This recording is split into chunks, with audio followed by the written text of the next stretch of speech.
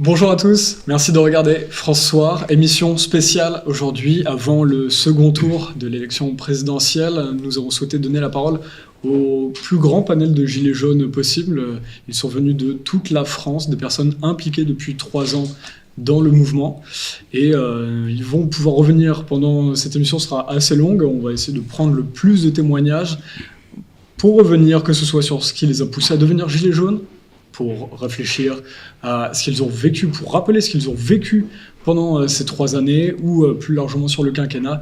Et on parlera forcément de politique avec comment voit-il ce second tour de l'élection présidentielle. Nous allons commencer par Evelyne qui vient de Bourges. Bonjour Evelyne. Bonjour. Alors qu'est-ce que vous souhaitiez? On va essayer, ça va être des petits témoignages pour chacun d'entre vous. Qu'est-ce qui est le plus important pour vous à rappeler aujourd'hui dans cette émission? La justice. La justice en toutes choses, à tous les niveaux, parce que c'est ce qui nous a fait sortir justement dans la rue, c'est les injustices. Des injustices criantes, où des gens n'avaient même pas ce qu'il fallait pour finir leur fin de mois. Et ça, c'est inadmissible dans un pays qui est riche. Le seuil de pauvreté, les inégalités sociales. Oui. C'est ça qui vous a outré au plus haut point. Oui. Et je suis d'autant plus sensible à la pauvreté que moi-même, j'ai fait partie du quart-monde pendant 4 ans. Du quart-monde, c'est-à-dire qu'on s'est retrouvé avec rien pour vivre.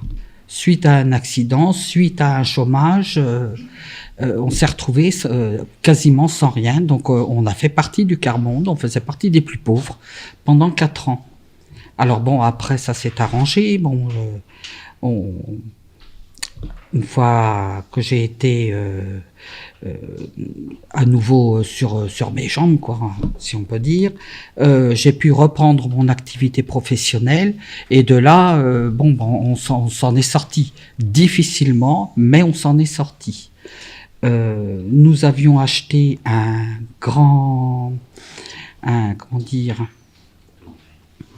domaine agricole que nous avions retapé. Et donc, quand les gilets jaunes ont fait signe de sortir, nous sommes sortis parce qu'on était très bien, sensibilisés à tous ces problèmes. Donc, ça vous a parlé. Ça nous a parlé, on sait ce qu'on a vécu, donc on comprenait très bien ce qui se passait. Tout augmentait, la vie était de plus en plus dure, même mes collègues de travail qui avaient du boulot arrivaient pas aux fins de mois. Donc on s'est lancé, je dirais pas dans l'aventure parce que c'est pas dire que ce soit une aventure, mais on s'est lancé dans les gilets jaunes. Et le fait d'avoir justement un grand domaine nous a permis de favoriser tout ce travail en réseau que demandaient les gilets jaunes, à savoir inviter des gilets jaunes d'autres départements. Donc nous avons reçu à la maison jusqu'à 75 personnes venues de 38 départements différents. Donc on était toujours présent en tant que gilets jaunes, d'autant plus que nous venions d'être à la retraite. Donc on a toujours été présent pour eux. On était sur les ronds-points, on était dans les manifs. On s'est fait gazer à Orléans. On a toujours été là.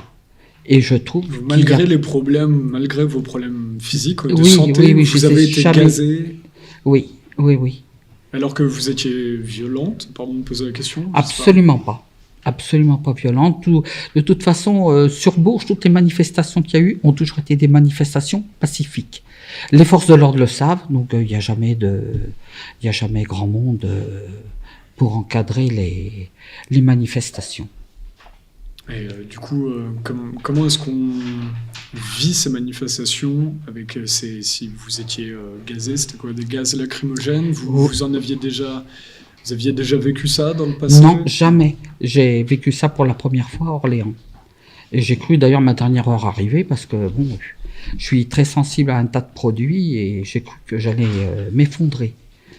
Alors que vous étiez là pour vous faire écouter, pour demander à être écouté? Bah oui, on manifestait pacifiquement, on marchait puis c'est tout. On a été quand même nassés et gazés. Et ça, c'est quelque chose de vraiment d'insupportable d'injuste, parce qu'on est quand même dans un pays démocratique où on doit pouvoir aussi s'exprimer. Vous luttiez contre les injustices et vous avez reçu une autre injustice en plus. En plus, voilà, tout à fait. Tout à fait. Avant ce second tour, comment est-ce que vous trouvez qu'on a assez parlé des Gilets jaunes? Est-ce qu'on a assez rappelé ce que vous avez vécu là? Je ne pense pas, non, du tout. Déjà, pendant la durée des Gilets jaunes, très peu de médias en parlaient. Ils évitaient déjà de prononcer ces mots Gilets jaunes. On en entend plus parler aujourd'hui. On entend dire, depuis les Gilets jaunes, il y a ceci, depuis les Gilets jaunes, il y a cela. Là, on commence à prendre en considération les Gilets jaunes, mais parce que c'est peut-être les élections. Que ce soit les militants pro Emmanuel Macron, Oui. ou des membres de son parti comme Gérard Darmanin, je crois, qui disaient que Emmanuel Macron était compétent puisqu'il avait réussi à survivre à la crise des Gilets jaunes. Est-ce que pour vous, quand vous entendez ça, alors que vous, vos problèmes n'ont pas été résolus, pour là je dis ça parce que je suis habitué à parler avec plusieurs Gilets jaunes, comment est-ce que vous réagissez quand vous entendez ça? Je pense qu'il n'a rien résolu du tout, et que même s'il n'y a plus de gilets jaunes beaucoup sur les ronds-points, quoique ça reprend, ou de manifestations gilets jaunes, on est gilets jaunes dans nos têtes. On est gilets. Tous ceux qui ont été gilets jaunes restent gilets jaunes maintenant à vie, je pense. Ils changent pas. Bon, ils mesurent que leur déplacement, leur manifestation n'apporte plus grand-chose, qu'il faut passer à autre chose, mais ils restent gilets jaunes. Moi, je rencontre des gilets jaunes, qui ne vont plus sur les ronds-points, mais qui le disent. On est toujours gilets jaunes. Et je pense que les gilets jaunes qui ont été soutenus par plus de 70% de la population, je pense qu'il y a toujours autant de gilets jaunes. Avant ces élections, est-ce que vous sentez déjà que dans ce second tour, qu'il y a une union pour appeler à voter, ou comment est-ce que vous voyez les Gilets jaunes face à ce vote entre Emmanuel Macron, Marine Le Pen et l'abstention, qui reste un choix? J'en vois. C'est Si partagé. vous C'est souhaitez partagé. répondre. Oui, c'est partagé. C'est partagé entre l'abstention et Marine Le Pen pour virer Macron. Est-ce qu'il y a des Gilets jaunes qui pourraient voter Emmanuel Macron pour faire barrage, par exemple, au Rassemblement national? Est-ce que c'est imaginable aujourd'hui, après ce que vous avez vécu, pour des Gilets jaunes? Non. Enfin, moi, je le vois pas comme ça, non. Parce qu'il y a les législatives derrière, donc c'est pas. C'est quelque chose qu'il faut avoir en tête pour tous les Gilets jaunes en général. D'accord. Qu'est-ce que vous espérez du coup politiquement en tant que est-ce que dans cette justice sociale que vous demandez, justice fiscale peut-être, qu'est-ce que vous espérez pour demain? Peu importe le candidat qui passe.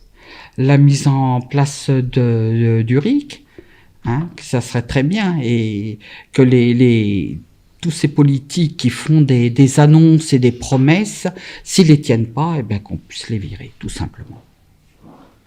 Merci Evelyne d'être venue témoigner. Deuxième interview de cette émission spéciale avec Emmanuel, qui vient de La Roche-sur-Yon en Vendée, un village à côté, je crois. Oui, j'habite à côté des Herbiers, mais bon, on n'est pas très loin de La Roche. Donc même question que pour Evelyne, c'est surtout prendre vos témoignages, cet entretien. Qu'est-ce qui est le plus important pour vous à faire remonter de ce que vous avez vécu ces 5 ou 3 dernières années? 5 années avec le quinquennat, 3 avec les Gilets jaunes. D'accord, ouais. Écoute, moi je suis comme Evelyne, je suis sorti pendant les Gilets jaunes parce que j'ai été dégoûté. On est dans un pays riche. Il y a au début du quinquennat 6 millions de pauvres, fin du quinquennat 12 millions. Là, il y a le bilan de l'abbé Pierre qui est sorti, 4 millions de mal logés, 400 000 sans-abri, 168 morts dans les rues, froid, faim, problème de santé, quoi. Donc, pour un pays civilisé, ça devient un petit peu compliqué à accepter, quoi. Voilà, quand on est un peu civilisé, qu'on a un peu d'empathie, c'est pas supportable. Donc, moi, je suis sorti sur le rond-point, surtout à cause de ça. Ce qui a fait cette solidarité qu'on avait besoin et qui a été retrouvée sur ces ronds-points aussi, qui était un moment convivial et d'amitié et de complicité. Ouais. Du coup, ce qui est intéressant quand on vous entend, c'est que c'est pas que une situation personnelle, c'est vraiment, comme Evelyne, une connexion à un tout, à une France qui souffre par la pauvreté ou ce genre de choses. Ouais, écoute, moi je me considérais comme la classe moyenne. Hein. Au début des Gilets jaunes, j'étais la classe moyenne. Maintenant, je suis le pauvre de chez pauvre sa mère, mais bon, c'est comme ça. Ah oui, bah, j'ai fait 2 AVC, donc bah, mon salaire a vachement diminué. Hein. C'est la CPAM qui me paye en ce moment. Et ça fait 1 an et demi que j'essaye d'avoir un dossier de handicap parce que j'ai des problèmes de mémoire, tu vois, des coups de barre irréguliers comme ça. Mais bon, voilà, donc je sais pas quel est mon avenir.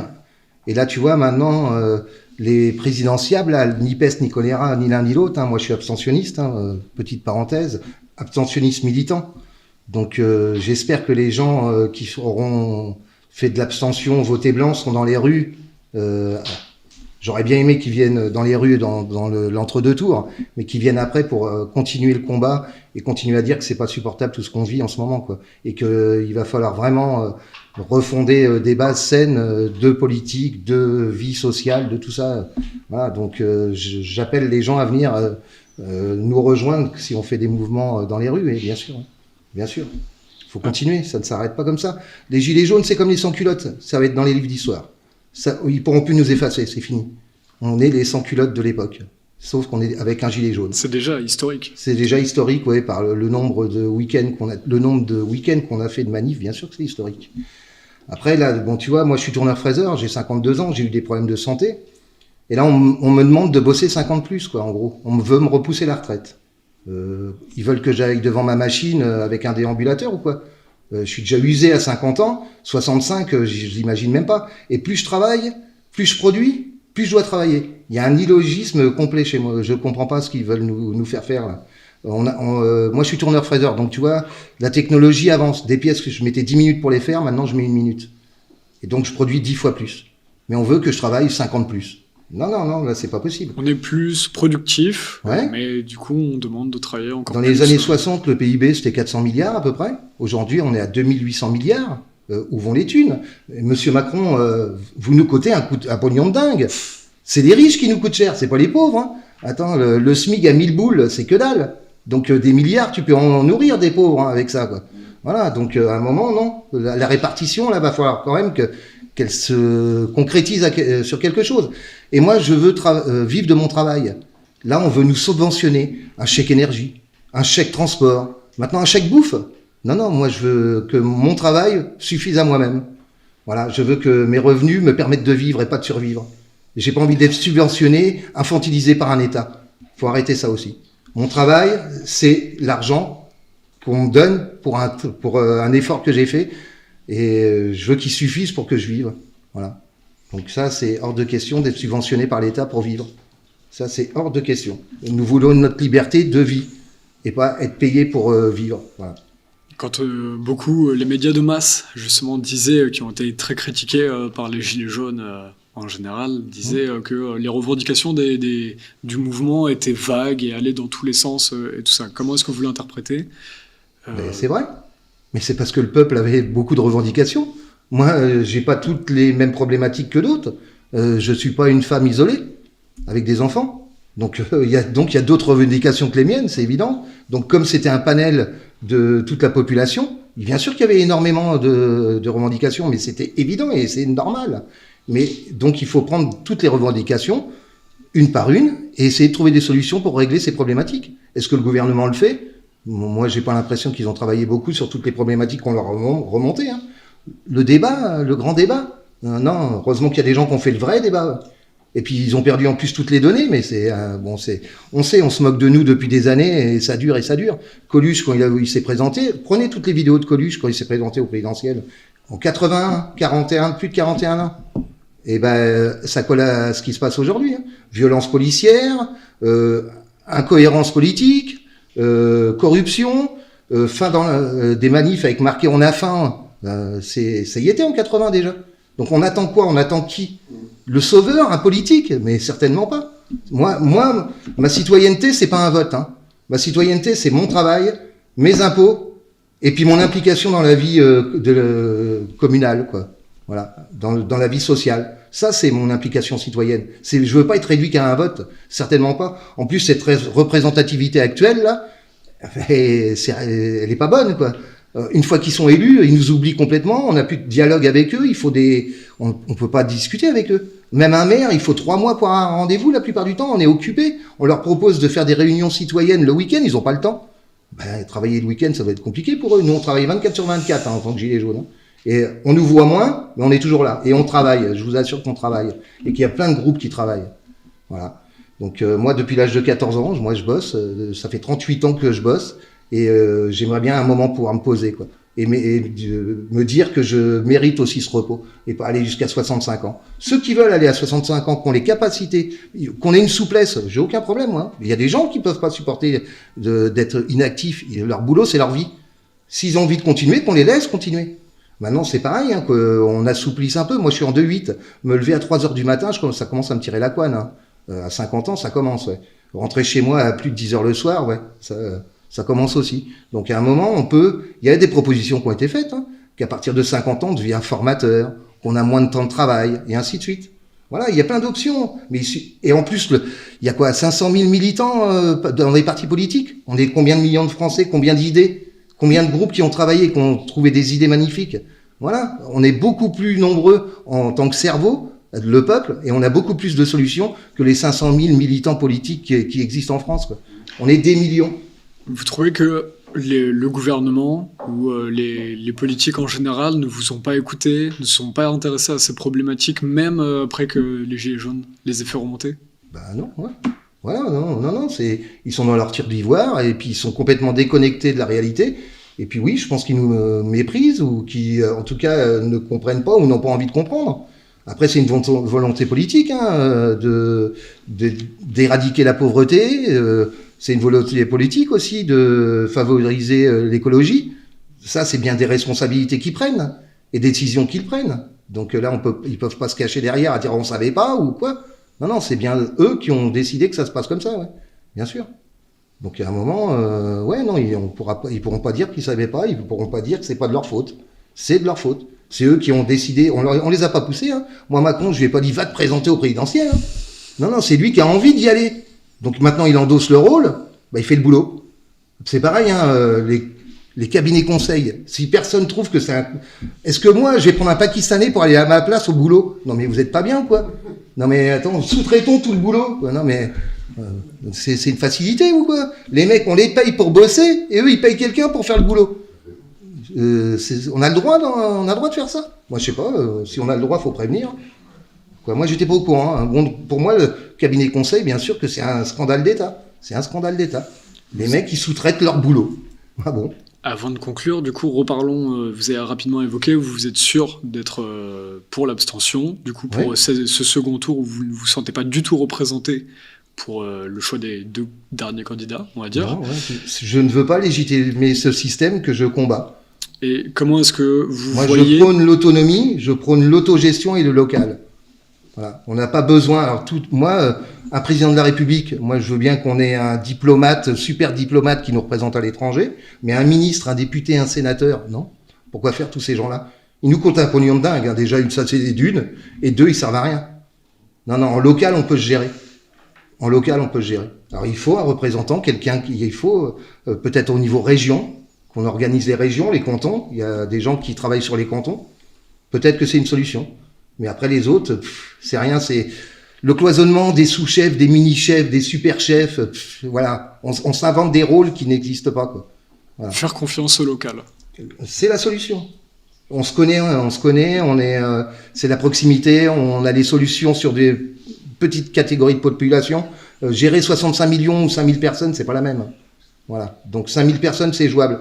On commence par la majorité, on suit par la minorité, et après le cas particulier. Là, en France, on fait la majorité, la minorité, on les oublie, et le cas particulier rentre dans le cadre, ou sinon, crève. Voilà. Il nous faut des cadres, oui, mais flottants. Et le cas particulier est hyper important, puisqu'on rentre pas dans tous les cadres. Et si en France, malheureusement, on rentre pas dans un cadre, on n'a plus qu'à crever la bouche ouverte. Et ça, c'est plus supportable. Il faut qu'on maintenant, on nous écoute. L'individu est important. Voilà, moi, c'est ce que je prône, en tout cas. Voilà, c'est pourquoi j'ai été gilet jaune et pourquoi je suis toujours gilet jaune et pourquoi je ne lâcherai rien et que je combattrai ce système jusqu'au bout. Il y a des possibilités, il y a plein de choses, il y a plein de gens, plein de groupes qui ont réfléchi et plein de propositions. Maintenant, si on veut pas les écouter, ça les arrange de pas les écouter. Voilà. Merci Emmanuel d'avoir témoigné. Merci. Merci à toi de nous avoir invités, Romain. Nous sommes maintenant avec Nadine, qui vient également de La Roche-sur-Yon, de Vendée. Bonjour Nadine. Bonjour Romain. Alors du coup, vous souhaitez davantage parler de ce que vous avez vécu au sein des manifestations. Vous étiez sur Paris, vous avez vu le Fouquet, ce qui s'est passé, vous avez vu aussi les violences policières. Je vous laisse en parler. Oui, j'ai assisté à beaucoup de manifestations sur Paris, malgré que j'étais dans les Landes à ce moment-là. Donc j'ai assisté à pas mal de violences policières, de choses qui ne sont pas vivables, parce que de toute façon, les Gilets jaunes, dans la première heure, étaient des Gilets jaunes pacifiques, sont toujours des Gilets jaunes pacifiques. Ils ont beaucoup de revendications à faire. Et c'est lamentable de dire que c'est des voyous, alors que ce n'est pas le cas du tout. On est vraiment des gens pacifiques, on a des revendications à dire, on a des choses à faire, et c'est dommage de les traiter comme des voyous ou des gens qui sont des gens qui ne travaillent pas, qui ne font rien, qui vivent au crochet de la société. Et c'est absolument faux, c'est des gens qui revendiquent leur pouvoir d'achat, leur liberté aussi, parce que c'est aussi important. On n'est pas des esclaves, on est des êtres humains, et on est considérés comme des esclaves à tout moment. On doit travailler, on doit faire ce que dit la loi, alors que la loi, en fait, c'est le peuple qui les respecte le plus. C'est pas le gouvernement, c'est le peuple qui respecte plus les lois que le gouvernement. Et nous, on n'est pas là pour la violence, on est là parce qu'on n'en peut plus, c'est tout. Voilà, on subit tellement de choses à longueur de journée, à longueur de notre vie, pour que ça cesse. Voilà, c'est plus possible. La violence, du coup, comment est-ce que vous l'avez vu? Est-ce que les policiers réagissaient peut-être à de la violence, parfois de certains gilets jaunes? Qu'est-ce que vous avez vu? J'ai vu beaucoup de gens se faire tabasser, c'est sûr, d'avoir des lacrymos en permanence, de pas aller là où on voulait, parce que de toute façon, les manifestations sont autorisées, c'est dans les droits de l'homme, et je vois pas pourquoi on a essayé de faire en sorte que les gens ne puissent pas être dans la rue, montrer leur désarroi et leurs revendications. C'est totalement inadmissible. Simplement parce qu'on gênait, c'est tout. On gênait énormément. C'était totalement imprévu qu'on descende dans la rue, mais à un moment donné, je pense que les gens en avaient tellement ras-le-bol qu'ils sont descendus dans la rue. Et ça, je pense que ça gênait beaucoup. Le nombre, vous pensez qu'ils essayaient de repousser le nombre de personnes qui... Le maximum de gens, parce que de toute façon, ils ne voulaient pas. Et je pense que c'était totalement inattendu que autant de gens soient dans le désarroi et dans la souffrance, qu'ils ne s'attendaient pas du tout à avoir autant de gens descendre dans la rue. C'est une évidence. Donc je pense qu'ils n'étaient pas... ils ont été totalement surpris et ne s'attendaient pas à ça. Vous avez été agressé vous-même? J'ai failli recevoir, oui, effectivement. Mais des coups de matraque, oui, effectivement. Des coups de matraque. Dans une manifestation. Menacé par des coups de matraque? J'ai eu 2 gendarmes, enfin, je ne sais pas si c'est des gendarmes, c'était des gens de la BAC. J'en avais 2 autour de moi et qui me menaçaient avec une matraque, évidemment. J'ai réussi à m'échapper, tant bien que mal. Alors que vous avez l'air très dangereuse. Énormément, oui.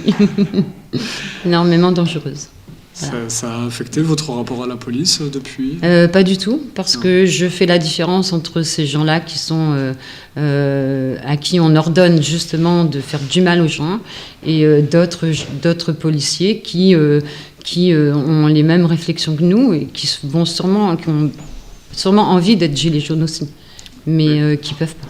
Nous étions il y a quelques semaines avec des policiers à Marseille et qui effectivement nous disaient que le problème était notamment l'administration. C'était des syndiqués, et qui expliquaient qu'eux-mêmes se battent pour que l'administration change. Et selon eux, l'administration comme les politiques ne veulent pas faire changer les choses. C'est selon eux. Est-ce que c'est ce que vous avez ressenti Ah oui, totalement, parce que de toute façon, déjà, ils obéissent à des lois qui ne sont pas du tout légales, mais eux ont des ordres et aussi leur boulot à tenir aussi, parce qu'ils ont des familles à nourrir. Moi, je le conçois très bien. Hein. Je ne suis pas totalement en accord avec ce qu'ils font, mais des fois, ils n'ont pas le choix. Donc, on ne peut pas les incriminer non plus. On ne peut absolument pas leur dire que ce n'est pas des humains, mais simplement qu'ils ont une vie, ils ont une famille à nourrir et que s'ils obéissent pas, ils perdent leur boulot. Effectivement, ils ont aussi signé une charte qui leur permet de ne pas obéir aux lois illégales, ce qui se fait actuellement. Mais ils n'ont pas le choix. Dans l'immédiat, ils n'ont pas le choix. Dans l'instant, ils n'ont pas le choix. Et je les comprends très bien. Je ne suis pas contre la police. Une police, il en faut. Il faut des gens qui fassent régner la loi, qui s'occupent aussi du peuple, parce qu'ils sont là pour soutenir le peuple, pour les défendre, mais pas pour les matraquer, évidemment. Est-ce que ce que vous avez vu sur Paris, est-ce que ça vous a... On voyait certains intervenants dans le documentaire Un Peuple qui est sorti très récemment. Ces intervenantes disaient qu'elles étaient traumatisées parce qu'elles avaient vécu des violences sur Paris, de ce qu'elles avaient vu.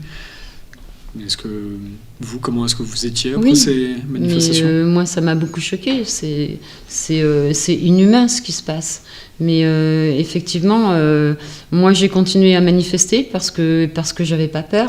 Parce que vous retourniez malgré... Ah oui, parce qu'il fallait absolument être là, se montrer qu'on n'est plus d'accord avec ce système et qu'il faut absolument le changer. Voilà. Malgré ça, moi, je préfère mourir debout que mourir à genoux. Voilà. Et là, est-ce que ces élections, avec le second tour qui est, ou avec un autre premier tour, est-ce que ça aurait pu amener ce changement de système, ou est-ce que c'est des idées encore plus loin finalement ? Non, ça ne changera pas ce système. Il faut un autre système. Et c'est ce qu'on veut. Quelle que soit la personne qui va être là-haut, élue, hein, ça ne changera rien. On sera toujours à la même enseigne de toute façon. On sera toujours considérés comme des sous-peuple et des sous-citoyens aussi. Et non, ça sera toujours la même chose. Il faut vraiment combattre ce système et justement construire un contre-système. On est là pour ça et il faut le faire. Une question politique, vous y répondez ou pas, parce que ici, j'ai invité le plus grand panel que je pouvais au niveau de la France, mais je ne souhaite pas faire... obliger les gens à parler de politique, mais du coup, si ça vous intéresse, petite question politique, est-ce que par rapport à ce que vous dites, là, si on dit c'est impossible d'avoir un consensus politique au niveau des Gilets jaunes, comment est-ce que vous le voyez ? Parce qu'il y a quelques porte-paroles ou certaines personnes qui avaient une certaine célébrité sur les réseaux de Gilets jaunes qui avaient... qui avait incité à voter pour tel ou un tel ou à s'abstenir.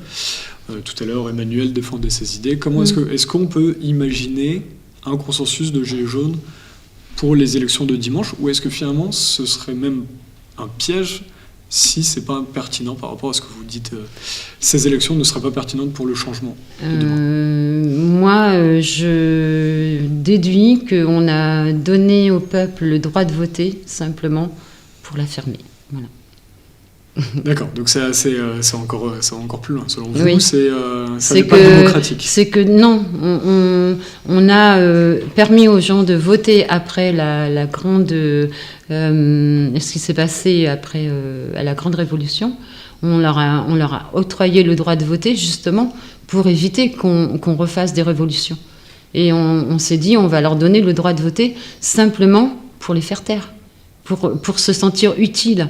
Ils vont se sentir utiles, ils vont voter, ils vont désigner des gens en qui ils croient, mais c'est même pas le cas. C'est simplement, moi je pense qu'on a donné le droit de voter simplement pour qu'on puisse la fermer. Désolée, c'est mon avis. Donc moi je ne vote pas, je veux pas rentrer dans ce système et il est hors de question que au deuxième tour je vote aussi. Je suis Pour militante. vous, c'est un jeu dans lequel les gilets jaunes en général ne doivent pas tomber ? Ils font ce qu'ils veulent. Moi, je respecte totalement leurs décisions. Parce que, de toute façon, avec ce que prônent les médias et aussi avec tous ces gens qui font leur campagne, ils pensent, ils donnent l'illusion qu'ils vont changer les choses, mais c'est pas le cas. Je pense simplement qu'ils ont envie d'avoir le poste et on ne sera jamais représenté par quelqu'un de sincère. Les gens ne travaillent pas. Ces gens n'ont jamais travaillé, n'ont jamais gagné leur vie à la sueur de à leur sueur. Ils n'ont jamais bossé, ces gens-là. Ils sont nés vraiment dans un confort et ça serait bien que ce soit des gens qui ont vécu la misère, qui ont vécu l'expérience du travail, qui soient représentants du peuple. Il faut qu'ils arrêtent le cabinet McKinsey, qu'ils prennent le cabinet Gilets jaunes, du coup. C'est ça. D'accord. Parce qu'on est de bons conseils. Voilà. Merci Nadine. Petit aparté, dans ces interviews en plateau, on a souhaité prendre l'avis de Rémi Monde, que vous connaissez bien pour avoir organisé, si je me trompe, où tu as été porte-parole du Convoi de la Liberté en février dernier. Parce qu'avant le Convoi de la Liberté, vous avez été dans les Gilets jaunes. Mais voilà, si vous souhaitez parler du Convoi de la Liberté, c'est libre à vous. On vous écoute. Ah, surtout déjà rappeler c'est presque 4 ans de lutte, hein, parce que justement après 4 ans, on a vu un petit peu qui on avait affaire.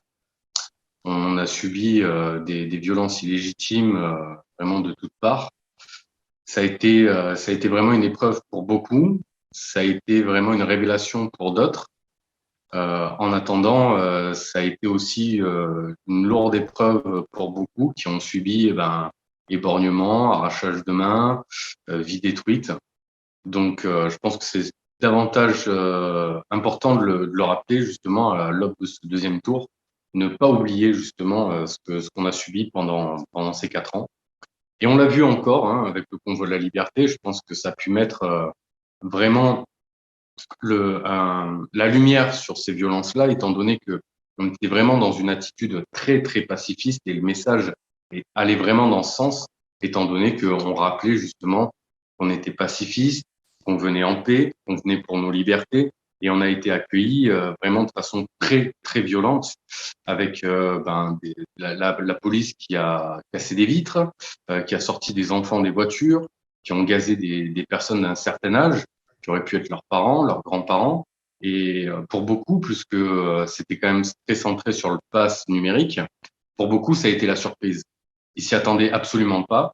Certains n'avaient pas participé aux Gilets jaunes, n'étaient jamais allés à Paris et ont découvert vraiment cette violence lors de ce convoi. Ça a permis à certains au moins de pouvoir ouvrir les yeux sur ce qui se passait vraiment et réellement. Pour rappel, vous avez vu par exemple ceux qui étaient verbalisés juste pour avoir un drapeau français, même c'était même pas un gilet jaune, c'était un drapeau français. Vous avez vu ces personnes-là? Ah ouais, c'était vraiment hallucinant de voir que justement ils fouillaient les sacs à la recherche de drapeaux. Des drapeaux ont été arrachés, piétinés par la police. Et là, justement, on parle pas de gilet jaune, même si c'est complètement idiot de piétiner un gilet jaune de la même manière. Mais là, on parle quand même de notre drapeau français. Symboliquement, c'est grave de voir quelqu'un qui est censé représenter l'ordre, la loi et la paix, s'emparer du drapeau pour le piétiner. C'est tout un symbole quand même. Donc, pendant les gilets jaunes, justement, on nous avait fait tout un speech sur une statue en plâtre qui avait été cassée, le symbole français de la Marianne, etc. Et on se retrouve avec une police qui n'hésite pas à piétiner notre propre drapeau. Là, je pense qu'on est en mesure de s'inquiéter. Et vous le rappelez, vous manifestiez pacifiquement, parce que beaucoup disent les Gilets jaunes, ou même ce mouvement-là avait un but, il y avait une certaine violence, il pouvait dire qu'on n'avait pas le droit de bloquer les routes comme vous prévoyez de le faire. Qu'est-ce que vous répondez à ça? Non, on a toujours été pacifique, on a toujours été dans les discussions, que ce soit pendant les Gilets jaunes ou le convoi. Moi, je me souviens, pendant les Gilets jaunes, que ce soit des blocages de ronds-points, des occupations, des moments de tractage, on a toujours eu un contact avec la police locale, voilà, qui venait vers nous, on ouvrait une discussion. Et c'est vrai que petit à petit, au fur et à mesure du temps, on a senti que le ton montait et on n'avait plus du tout les mêmes attitudes en face, mais à chaque fois, nous, on est resté dans une attitude pacifiste. Et il faut rappeler que nous, on arrive avec soit un gilet jaune, soit un drapeau français, ou peu importe. mais on n'est pas là armé, je veux dire. Donc la violence, elle ne vient jamais de notre côté. Et puis pour le convoi, c'était vraiment important pour nous tous de porter un message vraiment pacifique, en disant qu'on n'était pas là dans un objectif de blocage, de destruction. Et on a parlé avec toutes les corporations, les mouvements. On sait qu'il y en a certains qui sont un petit peu plus durs et qui eux aussi se sont tenus. Et heureusement qu'ils ont été présents, puisqu'ils ont joué un rôle de protection de la population quand ils ont commencé à envoyer des gaz sur des personnes âgées qui s'attendaient pas du tout à ça. Donc le message a toujours été le même dans l'esprit du pacifisme, et la réponse, malheureusement, elle est aussi la même, c'est-à-dire dans la violence, et dans une violence qui se justifie pas. Aujourd'hui, donc pour demain, dans cette émission, là on fait cette interview en visioconférence au lendemain de toutes les interviews que vous regardez sur le plateau. Donc on a vu qu'il n'y a pas de consensus gilet jaune en général et que là les gilets jaunes se retrouvent beaucoup à devoir être partisans et rappellent qu'ils sont apartisans même s'ils sont politiques. C'est-à-dire que dans les actions, vous êtes politique, c'est un mouvement qui est historique par son action, ce sont des citoyens qui ont rappelé leurs conditions de vie, c'est politique. Donc, comment est-ce que vous voyez voilà, les Gilets jaunes, votre C'est très mouvement? bien de rappeler que ce mouvement, justement, est apartisan, et de faire justement la différence entre être apolitique et apartisan. Quand on est apolitique, enfin, on n'est pas apolitique justement, puisqu'on prend des positions sur la politique qui est menée et on engage notre parole, notre vision sur un terrain politique. Et donc, on est politique, enfin, on est dans l'aspect politique. Par contre, on est apartisan. Et c'est ce qui a fait la force de ce mouvement, c'est de se dire que on est des êtres humains, on se bat pour un mieux vivre, pour un monde meilleur, pour l'assiette, pour nos enfants, pour nos libertés, et que tout ça, justement, tous ces partis politiques doivent rester bien loin de ce mouvement pour éviter toute reprise. Et là, c'est vrai que c'est assez surprenant ce qui se passe, parce que on voit que parmi les gens qui composent ce mouvement aujourd'hui, eh ben, clairement, on prend position. Alors, c'est vrai que c'est aussi historique ce qui se passe en face. On a quelqu'un qui nous a chargé, qui nous a violenté, qui nous a manqué de respect, clairement, hein, par ses mots et par ses actes. Donc, je comprends qu'on n'en veuille absolument plus. Mais de l'autre côté, on prend position en essayant de vendre un nouveau candidat, tout en sachant que de l'autre côté, dans les ronds-points, dans les discussions, on avait bien compris justement c'était important de rester en dehors de ces partis politiques. Pourquoi? Parce que on a la sensation que ce sont des marionnettes. On est un spectacle, la marionnette ne nous plaît pas, on change de marionnette, mais en fait, c'est le marionnettiste qui pose problème. Et le marionnettiste, lui, il se présente pas aux élections. C'est ceux qui tirent les ficelles. On parle de l'Europe, on parle souvent du nouvel ordre mondial. Je pense que c'est plus à censurer, puisque c'est même dans la bouche de nos politiciens. Euh, Ils essayent de nous imposer des choses et on voit bien qu'ils mènent une politique qui leur est ordonnée. Une politique, qu'elle soit européenne, qu'on l'a vu avec les retraites, on l'a vu avec les mesures sanitaires. Donc on voit qu'on nous impose des choses et que nos dirigeants, eux, ne sont pas en capacité, ou en tout cas n'ont pas la volonté de répondre en disant bah non, nous on est avant tout une nation française, on va pas forcément suivre le dictat de l'Europe, mais non, ça se passe absolument pas comme ça. Et je rappelle quand même aussi une chose au niveau des votes, je trouve que on a beaucoup évolué et on est en train de s'américaniser. Moi, c'est un constat. Avant, on avait un isoloir, on allait voter dans l'isoloir et le vote de chacun était propre à chacun. On n'en parlait pas forcément dans les familles, sur les comptoirs. C'était pas un sujet tabou non plus. On pouvait parler de nos idées, mais il y avait une certaine pudeur envers les choix qu'on pouvait faire politiques. Et aujourd'hui, il faudrait qu'on affiche tous pour qui on a voté. C'est limite si on ne devrait pas s'américaniser et planter un drapeau ou une pancarte devant notre allée en disant votez un tel. Voilà. Et je trouve ça vraiment consternant et assez effrayant. Donc là, vous êtes contre clairement que les Gilets jaunes fassent un appel à voter pour un tel ou pour un tel, ou même pour l'abstention en général, quoi. Moi, je pense qu'on doit laisser le libre arbitre. Justement, on n'arrête pas de se plaindre d'être sous influence médiatique. Et là, on essaye d'influencer les votes des uns et des autres. finalement, on rentre un petit peu dans leur jeu. Ce qu'on attend d'un mouvement social qui réussit, et c'est pour ça que ça réussit, c'est qu'on est resté en dehors de ces questions. Mais alors, qu'est-ce qui est pertinent selon vous? Parce que c'est bien d'en discuter comme on fait là, d'échanger sur des points de vue sans forcément appeler à voter pour un tel ou pour l'abstention, ou ce genre de truc. C'est c'est bon, comment vous le voyez, cette discussion politique? Parce que les Gilets jaunes, c'est ça, c'est la discussion aussi. Ben, c'est partagé entre nous, hein. C'est partagé entre nous quand on a ces questions-là. Moi, je reste un petit peu sur mes positions, à dire que voilà, c'est bonnet blanc et blanc bonnet. J'ai l'impression qu'on court Non, non, après mais la ce que je veux dire, pardon, ma question, c'était, parce que je comprends Pardon. bien je comprends bien votre point de vue, mais du coup, comment est-ce que vous voyez les discussions comme celles qu'on fait là sur le plateau, où on n'appelle pas forcément à voter pour quelqu'un, Ah mais ben, ça discussion. fait du bien.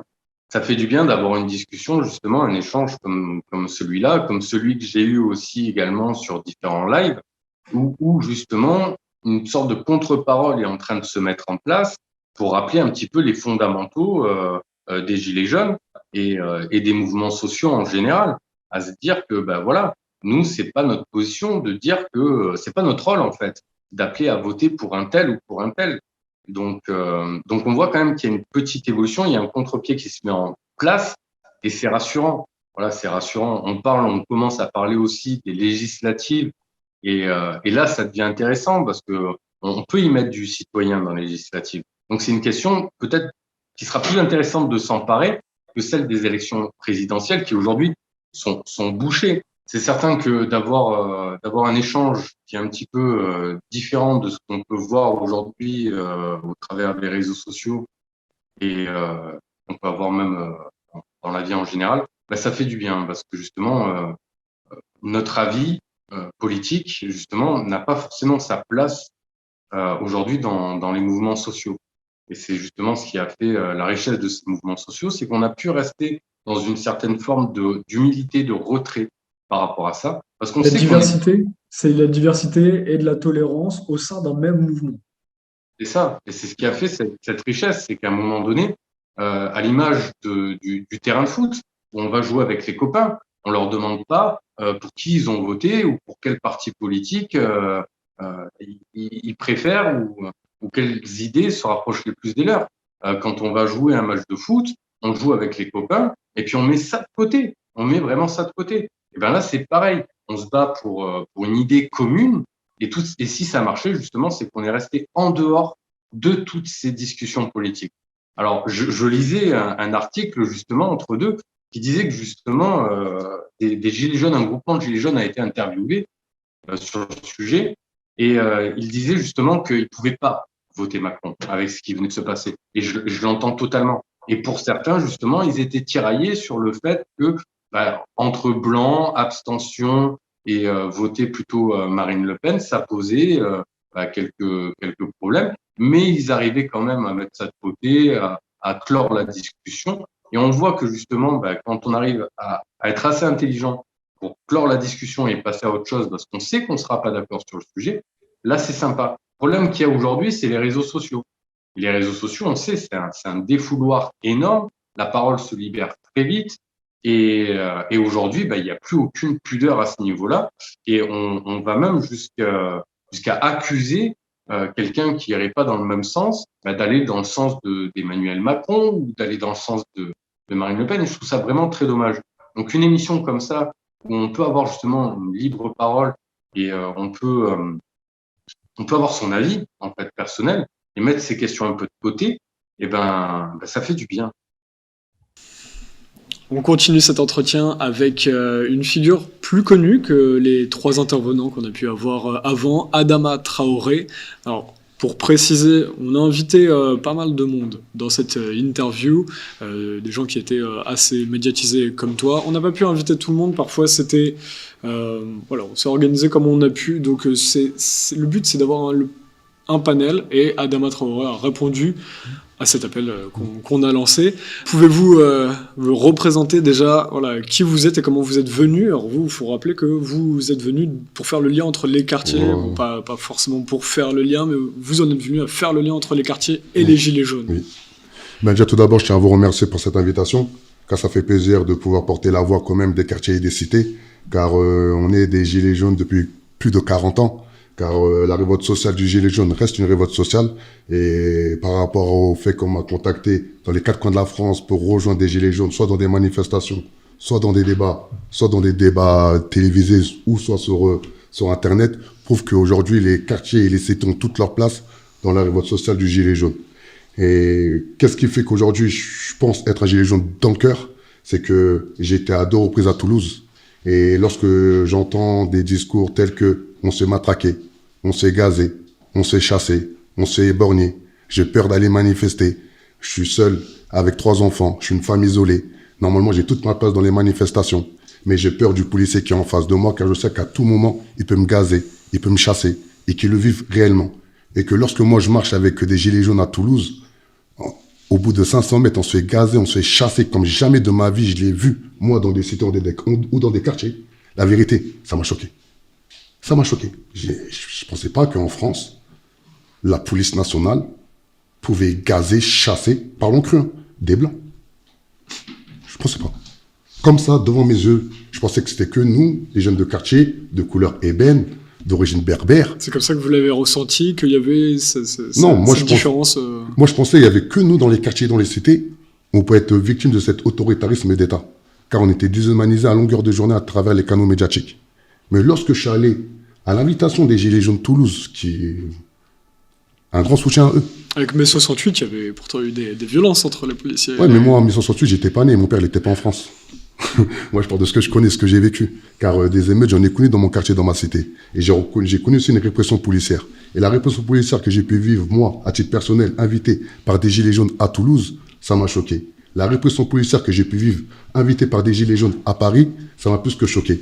Et la violence policière, l'impunité policière que j'ai vécue à Lille, ça m'a coupé de toute inspiration à m'organiser politiquement, institutionnellement, c'est-à-dire dans le régime républicain. J'ai compris que tout partira de la rue, mais en bonne intelligence, ensemble, unis, un et indivisible, empreint de connaissances techniques, juridiques, historiques, pour vraiment démontrer à tout un chacun que le français n'a pas de couleur. Le français a des principes humanistes, et que tous ensemble, un et indivisible, on peut vraiment pointer du doigt ce régime républicain, et autrement dit, la politique qu'a menée Emmanuel Macron, qui a fait que de stigmatiser les gilets jaunes, mais aussi les jeunes de quartier, les jeunes des cités, les personnes de confession musulmane, les personnes qui habitent dans des zones reculées, comme moi, Aulnay-sous-Bois, les 3000, plus de 20 000 habitants. Et chaque semaine, il y a des faits divers. Encore la semaine dernière, il y a eu des émeutes très violentes, où ils ont fait reculer à plus de 1 km les policiers. Donc voilà, des réalités que je vis, moi, au quotidien, dans mon quartier, dans ma cité, car je suis très actif dans tout ce qui est le tissu social. Et aujourd'hui, je pense qu'on a un vrai point à faire entre les quartiers et les villages, entre les gilets jaunes et les banlieusards, entre les personnes de cité et de quartier et toutes les zones rurales, pas la zone rurale, les zones rurales. Car moi, je pense aux Corses, je pense aux Bretons, je pense aux Normands. Ils ont une histoire bien spécifique si on connaît l'histoire de la France. Et aujourd'hui, si on rate ce virage, si on rate ce rendez-vous entre le peuple français et la majorité silencieuse, on répond aux appels de la haine, des sirènes de la haine, de la droite identitaire ou de la droite capitaliste qui est représentée par Emmanuel Macron. Moi, je pense qu'aujourd'hui, tout le gros travail de fond qu'ont mené les Gilets jaunes constituants, les Gilets jaunes qui ont créé des pages Facebook afin de créer ce dialogue entre des Français et des Françaises, sans ça, ils étaient vraiment cloîtrés dans leur village ou dans leur quartier, où ils n'avaient pas la possibilité de pouvoir exprimer leur colère qu'ils avaient dans leur cœur. Et bien, si aujourd'hui, on répond à ces appels de ces partis politiques, on rentre dans ce jeu républicain, on va voter pour la droite identitaire, pour la droite capitaliste, pour moi, à titre personnel, on a raté notre évolution philosophique. Car la France sera divisée à jamais. Et là, quand j'en parle, j'en tremble. Car moi, je connais la dangerosité de la droite identitaire. Moi, je connais la dangerosité de toute cette stigmatisation que nous subissons depuis près de 40 ans dans les quartiers et dans les cités. Et les Gilets jaunes, ils l'ont subi. Car nous, lorsque tu vas dans certains endroits du territoire français, tu es stigmatisé. Cette stigmatisation peut amener au racisme et à la discrimination. Les Gilets jaunes ont vécu la même chose. Prends un gilet jaune, va sur les Champs-Élysées un samedi après-midi. Je te promets, tu te fais contrôler au bout de même pas 5 minutes. Donc cette stigmatisation, ils l'ont subi. Le fait que lorsque tu vas à une manifestation déclarée, tu te fais nasser, tu te fais prendre des amendes de 135 €. Je l'ai vécu. On a fait l'appel du 11 septembre. François, ils ont même fait un bel article par rapport au 11 septembre. J'ai fini en garde à vue. Je suis arrivé à 10h, à 10h15, j'étais en garde à vue. Donc, ils connaissent c'est quoi cette stigmatisation, les gilets jaunes. Aujourd'hui, ils peuvent pas voter pour une droite identitaire qui part du principe de stigmatiser tout ce qui représente pour eux l'étranger, l'intolérable. Pour vous, ça le vous quartier, fait... la cité. Ça, c'est le message important que vous avez aujourd'hui. Enfin, pour vous, c'est que ça vous fait peur que les Gilets jaunes appellent à voter pour le Rassemblement national. Ça me fait peur par rapport à la révolte sociale qu'ils ont réussi à créer, qui a dépassé les frontières de l'Hexagone. Les Gilets jaunes aujourd'hui sont pris en exemple sur le territoire du globe. Parlons cru, parlons clair, parlons simple. Je n'ai jamais vu un jeune de quartier, un jeune de cité dénigrer ou salir la révolte sociale du Gilet jaune, qui est tout simplement légitime.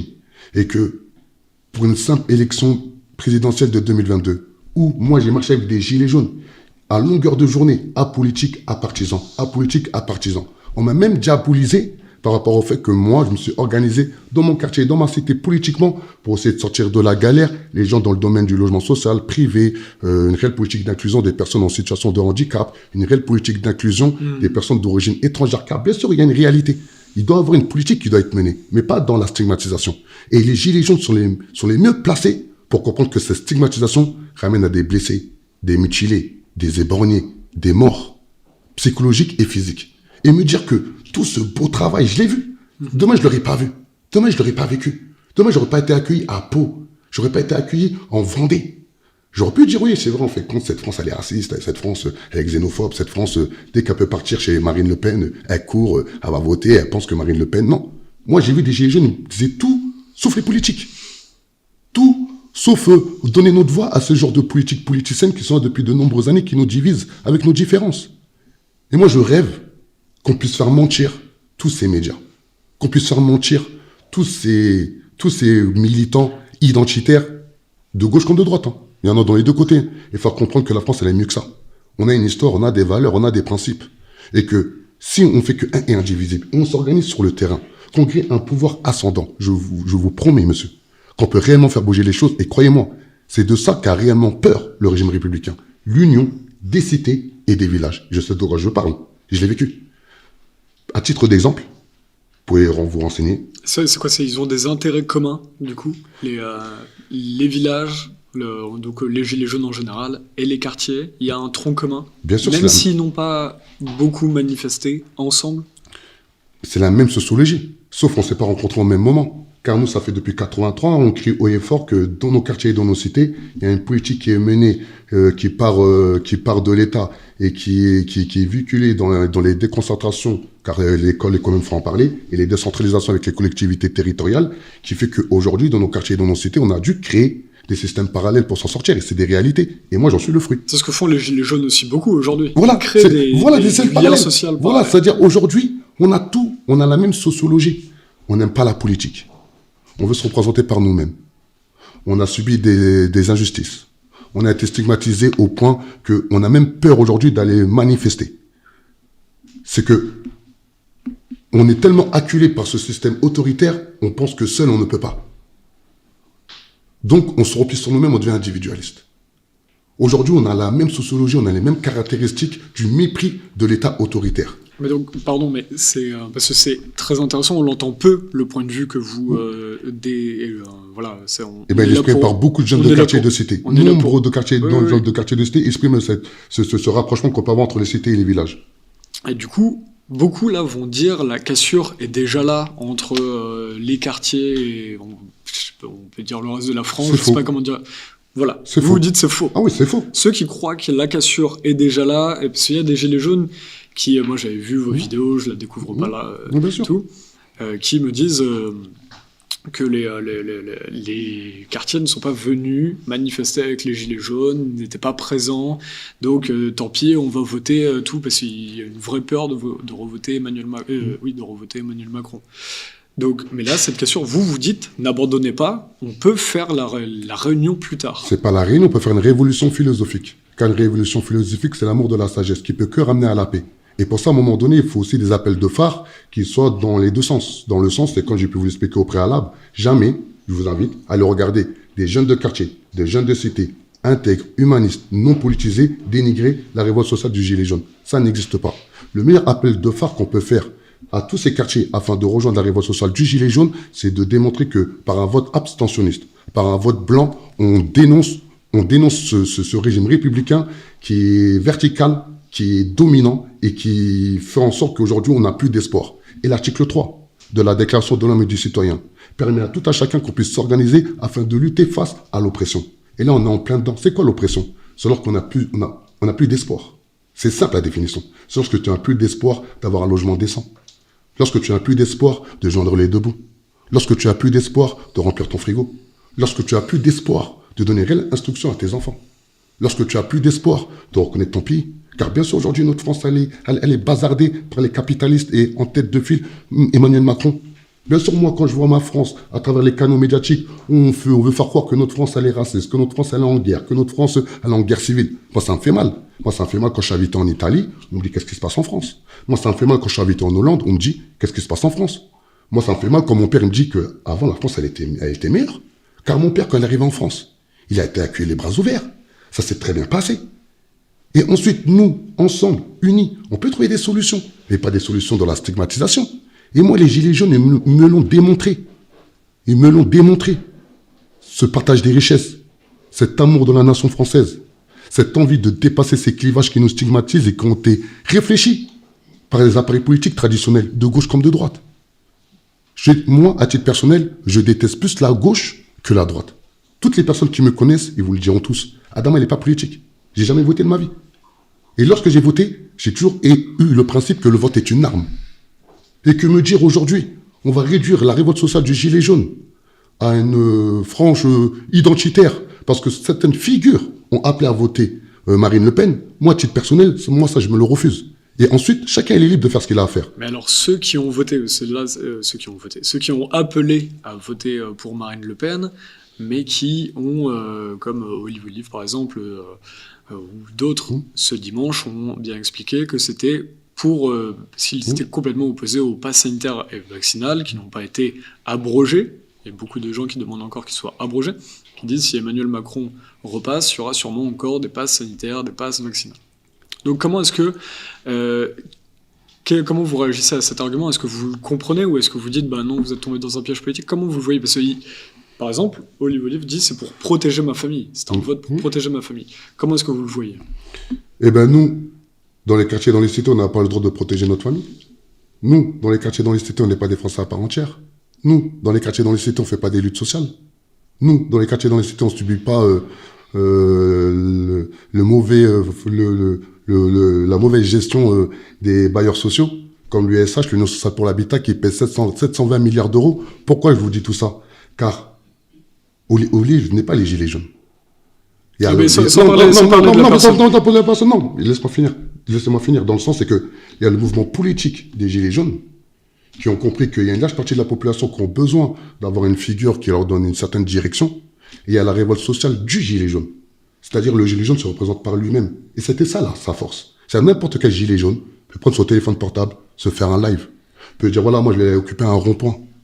N'importe quel Gilet jaune, aujourd'hui, peut se dire que j'ai une force.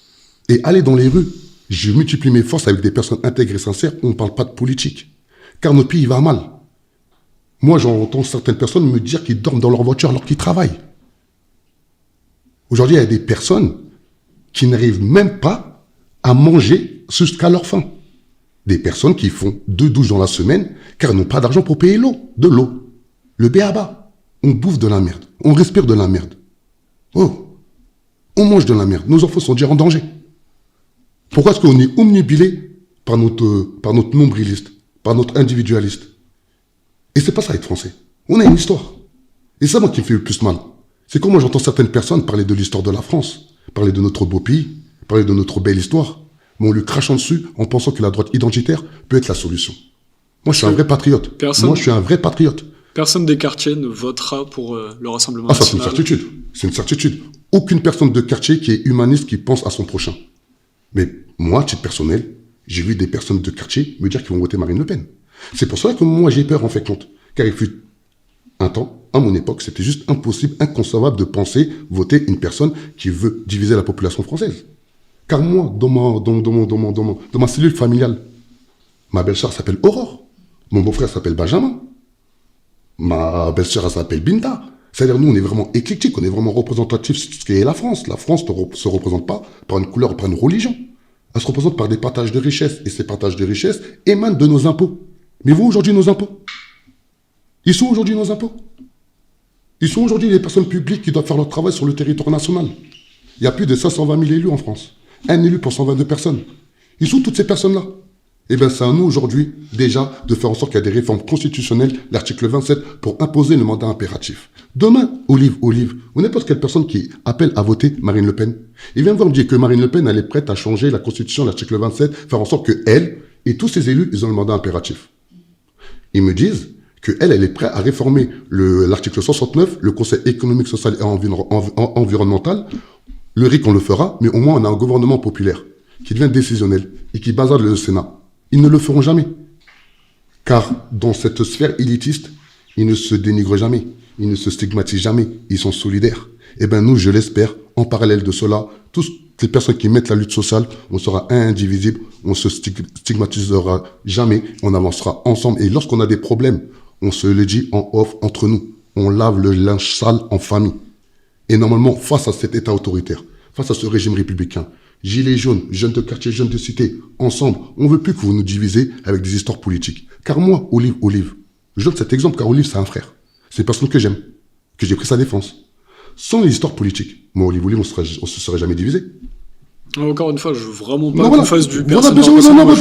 non, mais là, on donne un exemple, c'est un exemple connu, on se connaît tous, c'est un frère. C'est-à-dire, je ne dis pas de mal. C'est-à-dire, sans la politique politicienne, imposée par le régime républicain, car il nous impose un débat politique, moi et Olive, on ne se serait jamais divisé. Donc ça doit faire un appel de phare à tout le monde. Cette politique politicienne du régime républicain n'est pas adaptée aux inspirations des gilets jaunes et des jeunes de quartier, en règle générale, de la majorité silencieuse. On a le devoir de s'organiser en bonne intelligence, créer une réelle force en termes financiers, pour créer un réel réseau de communication, pour pouvoir imposer nos idées.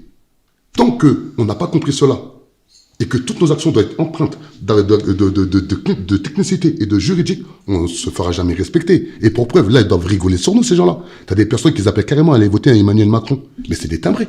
Comment voter Emmanuel Macron? Voilà, on en rigole. C'est impossible, normalement. Il a tué notre pays. Il a fracturé notre pays. Il a mutilé des... J'en ai fait une marche avec des gilets jaunes, où ils ont fait une marche juste exceptionnelle de Marseille à Paris. On s'est tous rejoints à Versailles pour faire la dernière ligne droite pour aller devant l'Assemblée nationale. On a fini nassé et en garde à vue. Jamais de ma vie, je me serais dit que j'allais finir en garde à vue avec une personne de 60 ans qui s'appelle Jean-Paul. Jamais. Jamais. C'est-à-dire, moi, j'ai vécu des choses qui m'ont ouvert les yeux, que la stigmatisation, la violence d'État n'est pas du fait exceptionnellement des jeunes de quartier, des jeunes de cité. Non. C'est toutes les personnes qui contestent un État autoritaire, des directives qui ne répondent pas aux exigences de tout un chacun. Et à partir du moment où tu te dresses en bonne intelligence, et que ce régime républicain a bien compris qu'on est une minorité et qu'il y a une grande majorité qui veulent bouger mais qui ont peur de bouger, eh bien ils font tout pour étouffer la révolte. Et que moi j'espère vraiment, par rapport à tout ce qu'on a pu faire ensemble, c'est-à-dire les jeunes de quartier et les gilets jaunes, qu'on démontrera à toutes ces élites qu'on peut avancer ensemble, qu'on peut faire ensemble, que la France elle est belle quand elle est unie, que la France elle est belle quand elle élève le débat, que la France elle est belle quand on ne reconnaît plus les couleurs, les origines, les identités de genre, les orientations sexuelles, les zones géographiques, les statuts sociaux. C'est des débats inutiles. Inutiles, et les enjeux sont trop importants. Donc du coup là, après, voilà, ça fait 4 interviews, de ces 4 interviews va ressortir que c'est plutôt l'abstention, en fait c'est de ne pas jouer le jeu démocratique, c'est plutôt ça le message? C'est pas un jeu démocratique, c'est un jeu républicain. Pour commencer déjà, c'est très important les sémantiques en politique. Et surtout, moi je pense que l'abstention c'est juste une obligation. Okay. Et qu'on a une force par rapport à tout ce que moi j'ai pu voir sur le territoire national avec les gilets jaunes, que c'est eux l'avenir. Pourquoi je suis aussi dégoûté que ça? Car moi je le sais, j'ai fait plus de 2 mois de mobilisation devant l'IGPN. Il n'y avait pas de jeunes de quartier, il n'y avait pas d'habitants de cité, il n'y avait que des gilets jaunes. Lorsque j'étais interpellé, on m'a mis sur tous les canaux médiatiques, on a voulu carrément me donner une étiquette de terroriste, car c'est facile de dénigrer un jeune de quartier, un jeune de cité, d'origine malienne et de confession musulmane. Qui est venu à mon chevet? C'est des gilets jaunes. Et des 4 coins de la France, car eux connaissaient l'instrumentalisation de cet État autoritaire. Donc moi, je pense qu'aujourd'hui, le salut pour la majorité silencieuse partira des Gilets jaunes. C'est les Gilets jaunes notre avenir. Mais j'espère vraiment qu'ils vont prendre conscience de la force qu'ils ont, car moi je pense que c'est plus ça. Vu qu'ils pensent qu'ils sont faibles, eh ben, ils pensent aller voter la droite identitaire. Une minorité trop visible. Et ils engrainent une majorité silencieuse dans leur délire. Et c'est ça qui me fait vraiment mal. Adama Traoré, merci d'avoir pris le temps d'expliquer. Merci à vous. Et j'espère vraiment que voilà, si j'ai dit des choses qu'on peut blesser ou toucher, c'est vraiment pas l'idée. Car moi, je veux vraiment que voilà, on s'élève tous ensemble. Donc voilà. Le but ici, c'est vraiment de pouvoir discuter. Merci beaucoup pour votre invitation.